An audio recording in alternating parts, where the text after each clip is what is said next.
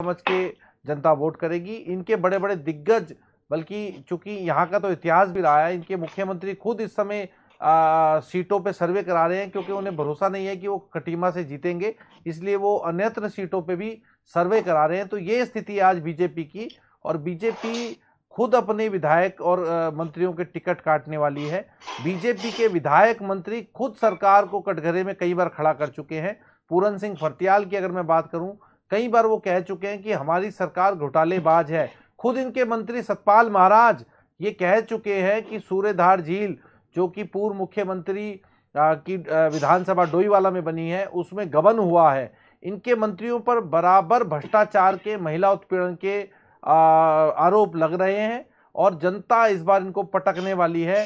ये समझ चुके हैं, इसलिए झूठी बात करके जनता का समय खराब कर रहे हैं, और मुझे लगता है कि इनको अब सबक सिखाने वाली है जनता। शांति प्रसाद भट्ट जी, देखिए रीना जी, आज की डिबेट में जो सार है, जो जनता को समझने, अगर जनता समझेगी तो निश्चित रूप से धीरे धीरे महसूस करेगी जनता कि तुमने कितना बड़ा, तुम्हारे साथ धोखा किया जा रहा है। यहाँ पर पत्रकार, वरिष्ठ पत्रकार बैठे हैं, जयसिंह रावत जी, उन्होंने विधायकी का पूरा विवरण करके बताया है कि कैसे जनता के सवालों को दबाया गया। उन्होंने उदाहरण लोकायुक्त कानून का दिया, जाता हुआ समय इसके बाद सत्र होना नहीं है, आचार संहिता लग जानी है।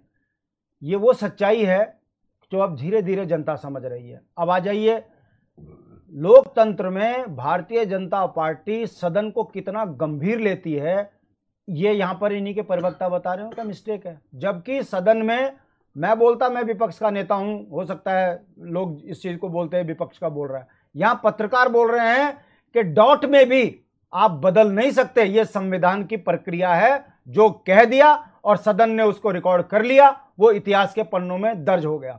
वहां पर भी यदि सरकार सरासर झूठ बोल रही है तो यह लोकतंत्र के लिए शर्मसार घटना है, और ऐसे लोकतंत्र को भाजपा ने आज पोषित किया है। ये आने वाले समय में जनता देखेगी कि तुम्हारे हक और हकूकों पर कैसा डाका भाजपा ने डलवाया, आपके संसाधन बेचे। अब आ जाइए जमीनी हकीकत पर। अच्छा रीना जी, मैं विपक्ष का नेता हूं, राज्य में कहीं घोटाला होगा, मैं 100 रुपए के शपथ पत्र पे मुख्यमंत्री को शिकायत करता हूं, राज्यपाल को शिकायत करता हूं, कार्रवाई होनी चाहिए ना, या तो मेरे पे या उन पे। अब आप देख लीजिए मजे की बात, जिसकी मैं उदाहरण दे रहा हूं ऊर्जा निगम का, एक यादव है, एमडी भी यादव है, जिसको मैंने 200-250 करोड़ के घोटाले की शिकायत करी शपथ पत्र में, आज उसको डबल चार्ज मिल गया। यह हालत है भाजपा की।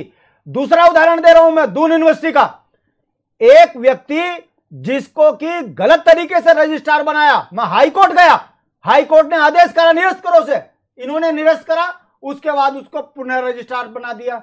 जबकि जावलकर रिपोर्ट यह कह रही है कि यह व्यक्ति तो नियुक्ति गलत हुआ, इसको तो जेल होना चाहिए। अब आप बताइए मैं क्या करूं, हाईकोर्ट के आदेश को भी ये नहीं मानते, झुग्गी झोपड़ी बचानी है तो अध्यादेश ले आएंगे, और अगर उत्तराखंड को बर्बाद करना हो तो भू कानून बदल देंगे। मगर जहां नौजवान बच्चों को रोजगार देना है तो टीवी पे झूठ बोलेंगे, 24 लाख लोगों को रोजगार दे दिया। लड़के सड़कों पे धरना प्रदर्शन कर रहे, बर्बाद हो गए बेचारे अपने ही राज्य में, वहां उनकी नहीं सुननी।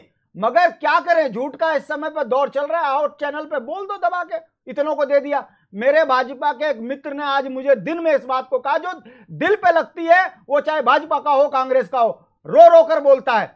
भाजपा वाले, मैंने कहा ये जो आंकड़े दे रहे कौन से हैं, उसने कहा भाई जी भारतीय जनता पार्टी कह रही उत्तराखंड में जितने भी रोटी कमा रहे सब हमने नौकरी दी। अब मैंने कहा कौन से, उनका ठेली वाले रात को जो चोरी कर रहे, ये भी तो भाजपा में रोजगार कर रहे, ये सब भाजपा की देन है। डकैती हो रही, मर्डर हो रहे, सब भाजपा की देन है, वो भी एक आमदनी है। और ये मेरा नहीं है, जिस राज्य का मुख्यमंत्री कहे कि कोरोना एक प्राणी है, उसे भी जीने का अधिकार है। तो भारतीय जनता पार्टी जो 24 लाख रोजगार की बात कर रही है, चोर डकैत ठेली वाले लुटेरे, इन सबको यह कह रही कि भाजपा ने रोजगार दिया है, इसीलिए ये 24 लाख आंकड़े हैं। और अगर जमीनी आंकड़ों की बात होती तो भारतीय जनता पार्टी के श्रम मंत्री आज सदन में शर्मसार हो रहे होते। भाजपा को ऊपर सवाल खड़ा हुआ था तो इनको जवाब देना चाहिए था, मगर क्या करना जवाब देके, दोनों मिले हुए, एक ने जवाब दिया झूठा, दूसरे ने हल्ला मचा दिया, सदन खत्म। क्या यह सदन का बहिष्कार होना, हंगामा होना, यह लोकतंत्र की पहचान बन गया क्या उत्तराखंड के अंदर? पिछले 5 सालों में मुझे बता दीजिए अनुपूरक बजट के अलावा कोई चीज पास हुई हो? इन्हें जमीन बेचनी तुरंत पास, इन्हें राज्य बेचना तुरंत पास। मगर जब बुनियादी सवालों पर सदन पर चर्चा होती है, ना कांग्रेस ईमानदारी से काम करती है, ना भाजपा से तो उम्मीद ही करना मुश्किल है। ऐसे में उत्तराखंड का नौजवान, किसान, व्यापारी, कर्मचारी, शोषित, पीड़ित हर वर्ग देख रहा है कि उत्तराखंड को नंगी आंखों से लूटा जा रहा है और हम करने को कुछ तैयार नहीं है। अरे अस्थायी राजधानी देहरादून के अंदर स्मार्ट सिटी में घोटाले हो रहे हैं, डीएम जा रहा है, सचिव जा रहा है, मुख्यमंत्री जा रहा है, मगर कार्रवाई किसी पे हो रही है? हर दूसरे दिन किसी का बच्चा बर्बाद हो रहा है, बेचारा मर रहा है। देहरादून के अंदर चरस भांग सप्लाई हो रही है और इनमें पकड़े कौन जा रहे हैं? वही 10 रुपए की रसीद कटाओ, भाजपा के मेंबर बन जाओ, उसके बाद संरक्षण। यह आरोप नहीं है। आप देखिए कि डीएम बागेश्वर को यदि मुख्यमंत्री के कार्यालय से चिट्ठी जाएगी कि खनन माफिया को छोड़िए, तो सोच लीजिए चरस भांग सप्लाई करने वालों को यहां कितना शोषित और पोषित किया जा रहा है। यह हमारा दर्द है। यह राज्य हमने लड़के लिया है। ऐसे बेईमानों को उत्तराखंड को लूटने के लिए राज्य नहीं दिया था। मगर दुर्भाग्य इस बात का है कि जब सदन में झूठ बोल जाओ, जमीनी हकीकत में आप झूठ रहो, चोर बेईमानों को आप पोषित करो। मैं ऊर्जा निगम का 2 उदाहरण दिए हैं शिक्षा में। आप बताइए, ओपन यूनिवर्सिटी के अंदर रिश्तेदारों को भर्ती करते हो, कोऑपरेटिव में रिश्तेदारों को भर्ती करते हो, हम आरटीआई से डिटेल निकालकर आपको देते हैं, आप कार्रवाई की जगह उसको डबल चार्ज दे देते हो। यह भाजपा की ईमानदारी है क्या? हमारा विपक्ष के नेता होने के नाते सरकारों को आईना दिखाने का काम होता है। सरकार इसलिए नहीं चुनी जाती कि मुकदमा लगाओ और जेल डाल दो।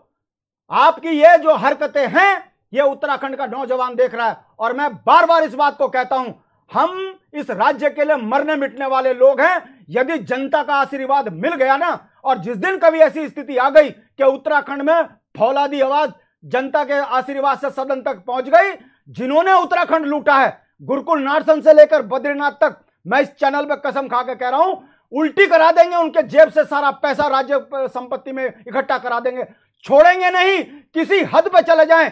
जिन 42 लोगों ने इस राज्य के लिए शहादत दी है, वो शहादत खाली नहीं जाएगी। और जिन्होंने राज्य का पैसा लूटा है, उनको ये बहुत बड़ी गलतफहमी है कि वो यहाँ बंगलों के मालिक हैं, होटलों के मालिक हैं। ये सारे ना छीन लिए। काहे के राज्य आंदोलनकारी 42 से ज्यादा मरे हैं। और जिस तरीके से आज सदन में सरकार ने बेइज्जती करी है, झूठे आंकड़े पेश किए हैं, ये उत्तराखंड के नौजवानों के सपनों को कुचलने का काम किया है। लोकतंत्र को शर्मसार किया है सदन के अंदर झूठ बोलकर। ऐसी राजनीतिक बेईमान पार्टी को उत्तराखंड की जनता इस बार माफ नहीं करेगी, यह मेरा विश्वास है। इतने आंकड़ों के साथ, इतनी सच्चाई के साथ और इतनी रिपोर्ट की बात आप करते, तो जनता के बीच में जाइए और जनता के बीच में ये तमाम चीजों को रखिए। तो अब कहीं ना कहीं आप जिस तरीके की बात कर रहे हैं कि आप लोगों को मौका शायद मिल जाए, क्योंकि जनता का विश्वास अगर आप लोगों को मिलेगा और जनता का आशीर्वाद आते में वापस। मैं इसी का जवाब दे देता हूं। यदि हम संघर्ष न कर रहे होते, अखबारों से गायब हैं, चैनलों से गायब हैं, मगर कोई ना कोई तो है इस राज्य के अंदर जो उत्तराखंड के दर्द को दिखाता है। आप हमको दिखा रहे हैं। यदि मैं संघर्ष न कर रहा होता तो आता क्या चैनल में? पूछता क्या कोई मुझको?